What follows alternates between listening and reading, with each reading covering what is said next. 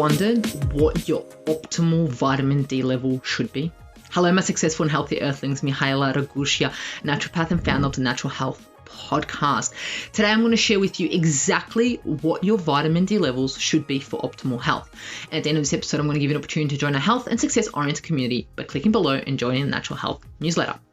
It's Wednesday, which means it's time for What Would I Do? Welcome to the Natural Health podcast, where we bring awareness for sustainable health in the business hustle space. Natural Health podcast is perfect for the high-performing, business-minded individuals who want to work with their biochemistry to achieve success and optimal health. In this episode today of the Natural Health podcast, we discuss this week's question. All questions are kept confidential and I read and answer them as if it was me. Hence why it's called What Would I Do? The information provided is not to be taken as advice and is solely for information purposes only. I'm not here to cure, treat, or provide medical advice. I'm here to educate and inform you so you're able to take steps towards optimal health. Please discuss any medical issues with your healthcare professional. Let's get into today's question now that we've got that out of the way. The question says, I just got my vitamin D test back and it's 40. My doctor says it's all good. I wanted to know what the ideal vitamin D level is for me. I'm a 30-year-old female. My symptoms are low mood, fatigue, I'm stressed, and I have a low immune system. What an absolutely great question, because I love vitamin D. I love talking about vitamin D. I love helping individuals increase their vitamin D. I help individuals understand their vitamin D. So thank you for writing in. For us to start off, let's talk about vitamin D. Okay. Vitamin D is actually, well, I'm not going to go into it, but it's a hormone, right? It's not actually a vitamin, and I've done a podcast on that, and you should check it out. But essentially, let's talk about it as vitamin D, because that's what it's written in literature. It's actually a fat-soluble vitamin. What does that mean, fat-soluble? When something is fat-soluble, it means it can be toxic in large doses. So we're all told to take vitamin D, but it actually may be toxic for some individuals who already have high levels of vitamin D, and this is where you need to talk to your healthcare professional. It functions as a steroid hormone. So in the skin, ultraviolet light causes photochemical cleavages of 7-dehydrocolesterols into pre-vitamin D3, which spontaneously isomases to form vitamin D3. So this is like scientific words saying what happens when the light hits our skin, hits our cholesterol, and it turns into activates vitamin D, right? Simple terms. So actually, vitamin D2 is a plant-derived form of vitamin D through exposure of yeast to UV light. Skin synthesis of vitamin D3 accounts for about 80% of vitamin D. So D3 is the key form, right? Dietary sources of vitamin D include fish oils, egg yolks, mushrooms, dairy products, and fortified cereals. But most of it is saying you get it from the skin. So essentially the process is you get it from your skin, hits the UV light, depends on your diet also. So this is mainly if you get it from sunlight, you can get some from your diet, and then it goes into your liver, and then it goes into your kidneys, and then it goes into your cells. So if you have any kidney issues, if you have any liver issues, your vitamin D level may be compromised. Very important to know that. Yes, there is a clear link between your liver and a clear link between your kidneys and vitamin D, and also your food, right? So it's absolutely amazing, vitamin D, right? And it works on the VDR gene. So it's also, you have to think about, have you got a VDR gene polymorphism and so forth, right? But let's get into questions. Let's get into the questions, because your question was, what's the optimal vitamin D levels, right? And what you can do. Okay. Questions that I've got to ask you is, what skin color are you? No, I'm not being racist. If anything, vitamin D may be racist. But essentially, your different skin colors means that you may need less or more vitamin D. How much time do you actually spend in the sun in summer, in winter? Any day do you spend any time in the sun? Are you exposed to sun? Where do you live in the world? What are your normal levels? I know you wrote in saying your doctor told you have a level of 40. Actually, I have to think about like what actually got tested was the vitamin D3. But anyway, let's take that in consideration. So let's say it was 40. Last year when you got it tested, was it also 40, or was it 100, or was it 30? What is your average vitamin D level throughout your life? Do you have any immune issues? I know you said your immune system is down. Do you have any immune issues? Do you have any cardiovascular risk? Do you have a history of cancer, you yourself or anyone in your family? Are you obese? Because people with obesity, there's a danger because fat cells bind to vitamin D and stop it from entering the bloodstream. Interesting, right? Some health conditions and medications can also make it more difficult for someone to absorb vitamin D. So you need to ask yourself, do you have kidney disease, liver disease, cancers, Crohn's disease? celiac disease, chronic inflammatory disease, hyperparathyroidism. Are you on anti-seizure medications? Do you have medications for HIV/AIDS? Do you have gastric bypass surgery?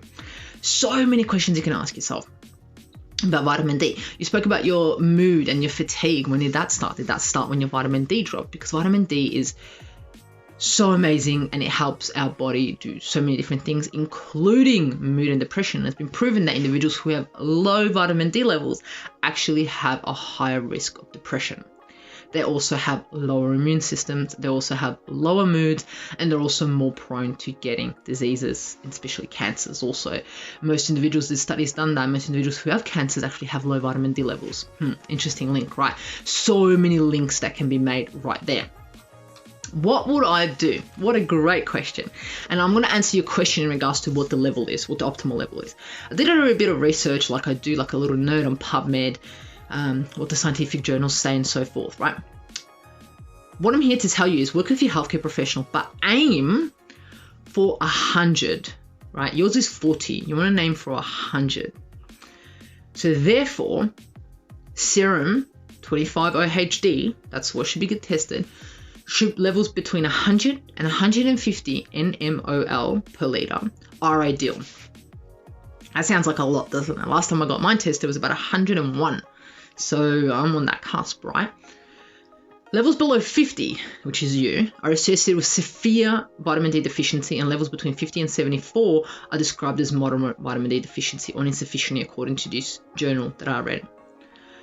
So as I mentioned earlier, vitamin D is a fat-soluble vitamin, so too much of it is not good. So vitamin D toxicity, however, would only be expected at levels above 375. So if you get a blood test back and your levels are about 300, we need to stop that. If you're taking supplements, it needs to be gone down. This is why it's absolutely important. It's individualized, and you know what your levels are and what your levels have been and why those levels may be low. Ask yourself why your levels low. If you're taking supplementation, or even if you're being exposed to sun, why your vitamin D levels low? Can it be one of those things that I mentioned earlier? So let's look at healthy. I would also highly, what I would do is healthy and safe sun exposure. And there's a study in 2019 in Switzerland found that only 10 to 15 minutes of sun exposure per day was enough to provide 1,000 IUs of vitamin D in spring and summer. That's in Switzerland. I don't know about you guys, but Switzerland isn't the sunniest place ever. If you've ever been there, it's beautiful, but it's not that sunny, right? However, getting this amount in autumn and winter was unrealistic, therefore requiring someone to spend over 6 hours a day in the outdoors. So this is also why some individuals may get seasonal affective disorder, maybe linked to vitamin D levels, because in autumn and winter, it's very hard for us to get our sun exposure. And as we saw, I was speaking about earlier, 80% of our vitamin D comes from sun exposure, and 20% may come from food. And if you're not eating any of those foods, well then 100% may come from sun exposure. And if you have any kidney and liver issues, your vitamin D may just go down, means your fatigue, your immune system, your mood just goes down, right? So what I would do is I would look at my sun exposure. I would figure out the color of my skin. I'll go, okay, cool. I am about medium. I'm white, medium white. I'm not dark. So therefore I need this much sun exposure between this time. And I do that every morning. I wear as least possible clothes as possible. So shorts and a singlet. Safe sun exposure is absolutely key. And I've been in the sun. There's even an app you can download, and it shows you. You put in your location. I think it's called D something. I'll let you know. And you download the app, and it shows you. You put it where you are, the location where you're at, and you say how much what you're wearing or what you're not wearing. It tells you how long you're going to be in there. So you're like, I'm 15 minutes in this sun exposure, and it tells you roughly how much vitamin D you've been exposed to. Doesn't mean that that's how much you're getting. So let's say it says you've been exposed to 1,000 IUs of vitamin D. If you have any liver issues or kidney issues, or if you're on a medication, that might only be 20 IUs, right? So this is kind of to give you a bit of a guide. You need to understand your body. You need to understand what's happening inside of your body. You need to understand what the perfect vitamin D level is for you. The literature says above 100, between 100 and 150 is ideal, right? Our doctors here in Australia, or our reference ranges in Australia, are definitely not that high. definitely not that high. And I've actually heard doctors say that we do not test vitamin D because every Australian is vitamin D deficient. What does that say to us, right? Check your vitamin D levels if you can with a healthcare professional. Find out what your levels are and find out what you need to do to increase it. And the first thing that I'll ask myself is, why are they that low? Am I actually not exposing myself to sunlight? And if I was doing absolutely everything, supplementing, exposing myself to sunlight, eating vitamin D food, and my vitamin D was still low, dig deeper. Is it a genetic polymorphism? Is it a liver issue? Is it a kidney issue? Is it my medication? Ask yourself these questions. But there you go. I hope I shed some light to your question, and anyone listening who may have a similar issue or similar question. If you have any questions, please contact me at mihaela.raguz on Instagram, and I'll be in touch with you and hopefully be able to answer your question via the Natural Health Podcast. And if you want to join our health and success oriented community, click below and join the Natural Health newsletter. On Fridays, sent out to just to people who are subscribed to the newsletter, specials, bonuses from myself, from guests, just for you, not to be found anywhere else, not to be found on my Instagram, not to be found here on the podcast, found in the newsletter. Thank you so much for joining us, and remember, the missing link between failure and success is your health.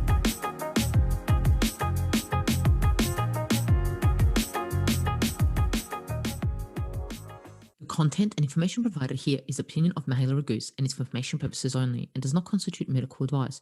It is not intended to provide medical advice or take the place of medical advice or any current treatment you're undertaking. Consult your own medical professionals for any medical issues that you may be having. This entire disclaimer also applies to any guests or contributors to the Natural Health Podcast. It is advised that you consult your doctor or healthcare professional in relation to any health concerns you may be having. Mihaela Raguz does not take responsibility for any health consequences which occur from a person listening, viewing, or reading this content. Under no circumstances shall the Natural Podcast, Mihaela Raguz, any guests or contributors to the Natural Podcast, or any employees, associates, or affiliates of Mihaela Raguz be responsible for damages arising from the information provided on the Natural Podcast. By listening to this podcast, you agree not to use this podcast as medical advice to treat any medical conditions in either yourself or others. Please note, if you're taking prescription, do not stop your medication or start a new protocol, including but not limited to supplements, diet, lifestyle changes without consulting a doctor or healthcare professional. If you or any person has a medical concern, you should consult with your healthcare provider or seek other professional medical advice. Never disregard professional medical advice or delay in seeking it because of something that you have read or heard on the Natural Podcast or in any linked materials. If you think you may have a medical emergency, call your doctor or emergency services immediately.